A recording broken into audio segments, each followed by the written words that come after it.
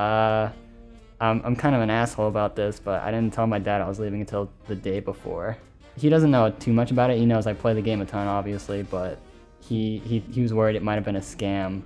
Since it was my first time flying, my parents were extremely stressed. I was like ranked 9, like 900 LP, and then I just suddenly like dropped super hard. It was like kind of depressing. My MMR was completely garbage. I was getting like plus 16 and minus 21. It was like unplayable. So I just dodged until master tier, and I dual queue with Wiggly. We just like grinded all night, pretty much. Okay, so the Scrim Gods story is because we were 10-3 against basically every team and had a really good record and didn't drop many scrims.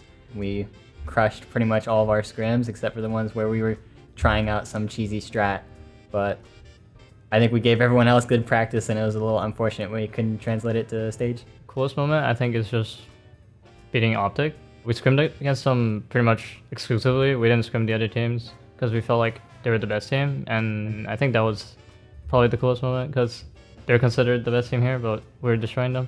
We actually beat them yesterday, and we were the only team to beat them, so that was really nice. Our legacy is Scrim Gods, 4th place, PogChamp. Try to know a lot of the bot lane matchups. I think that's one of the big ones. Like, you need to know your 2v2s, what priority you have, like when you can get vision, stuff like that. Just learn more matchups as you play more. I think a pretty common matchup for this patch is Maokai vs Shen.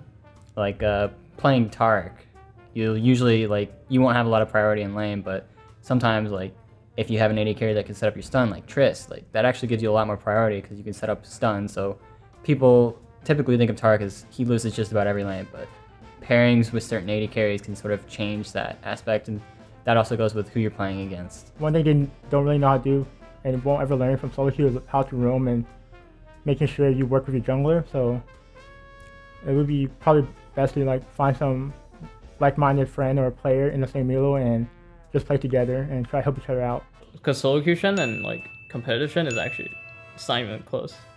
There's a huge difference. I know when you play solo queue and you're not duo queue with your support, it's really frustrating when they mess up, but my best advice is just to ignore your support and focus on your own play, because it matters so much more how you play than them, and you'll never improve if you focus on other people's mistakes. Or no one plays Shen correctly in solo queue. I think there's two things junglers can look over. I think they should look over what better junglers does and how they play around some matchups, especially for lanes.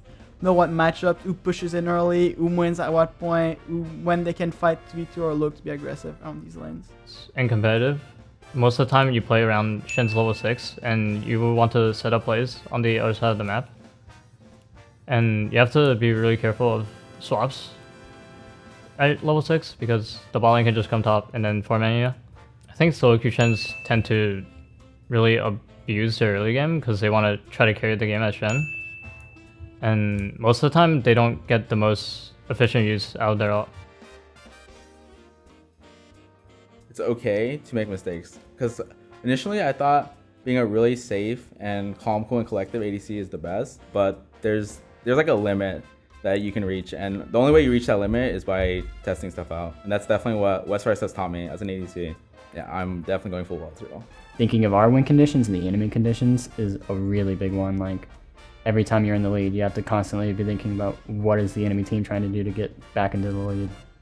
I learned that saying something just engage right now is not the best things to do with your teammates because it forces them and maybe put some stress on them so they might fail to play, and more be can you engage there? If you can, please look for it, and things like that.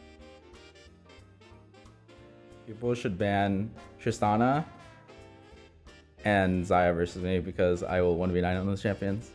Definitely Taric. I mean, that's the one I'm already drawing bans for. But yeah, I think earlier in our scrims today, I had a little funny flash with Taric, and we were winning the game, and it's just we're about to end the game at the Nexus, and I just flash auto someone, and it doesn't do anything. I'm just setting them off with a love tap. People should ban my Ornn because it's literally the best champion. I don't even remember, but I remember them going to Dragon and we collapsed, and I got 4 kills, and at that point, I was just running in their face without. I don't even have to do anything. A bronze player could have just played for me at that point.